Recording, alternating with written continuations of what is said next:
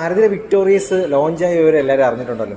ഒരുപാട് ഫീച്ചേഴ്സ് ഇതിനെ നമ്മൾ യൂട്യൂബിലൂടെയും ഫേസ്ബുക്കിലൂടെയും ഇൻസ്റ്റാഗ്രാമിലും ഒക്കെ കാണുന്നുണ്ട്. പക്ഷേ നമ്മൾ ഇത്തവണ പരിചയപ്പെടുന്നത് ഈ മോഡൽസിൽ എത്രത്തോളം വേരിയൻ്റ് ഉണ്ടെന്നുള്ളതാണ്.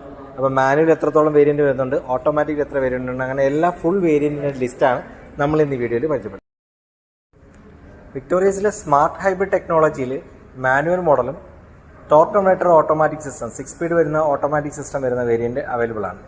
അത് LXi, VXi, ZXi, ZXi plus.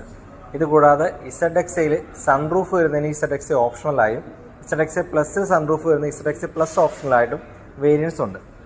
ZXiയിലും ZXi പ്ലസ്സിലും ഓപ്ഷണൽ മോഡൽസിലും ഡുവൽ ടോൺ കളേഴ്സ് അവൈലബിൾ ഉണ്ട്. അങ്ങനെ മാനുവലി മാത്രം 10ഓളം വേരിയൻറ്റിൽ ഈ വാഹനം ലഭ്യമാണ്.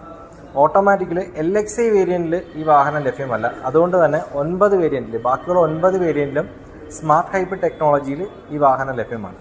പിന്നെ സ്ട്രോങ് ഹൈബ്രിഡ് വരുന്ന വാഹനമുണ്ട്. ഈ ഓട്ടോമാറ്റിക്കിൽ വരുന്ന അതേ വേരിയൻസിൽ തന്നെയാണ് VXi തൊട്ടുള്ള വേരിയൻസിൽ സ്ട്രോങ് ഹൈബ്രിഡും ലഭ്യമാണ്. സ്ട്രോങ് ഹൈബ്രിഡ് വരുന്ന വെഹിക്കിൾസിൽ നമുക്ക് മൈലേജ് കുറച്ച് കൂടുതൽ ലഭിക്കുന്നുണ്ട്. 28ഓളം മൈലേജ് വരുന്ന ഒരു വാഹനമാണ് സ്ട്രോങ് ഹൈബ്രിഡിൽ വരുന്നത്. പിന്നെ LXi, VXi, ZXi ഡുവൽ, ഈ 4 വേരിയൻറ്റിൽ ഈ വാഹനത്തിന് CNG കൂടെ ലഭിക്കുന്നുണ്ട്. CNG അണ്ടർ ട്രെയിലാണ് വരുന്നത്. അതുകൊണ്ട് തന്നെ മാക്സിമം ബൂട്ട് സ്പേസ് ഈ വാഹനത്തിൽ ലഭിക്കും.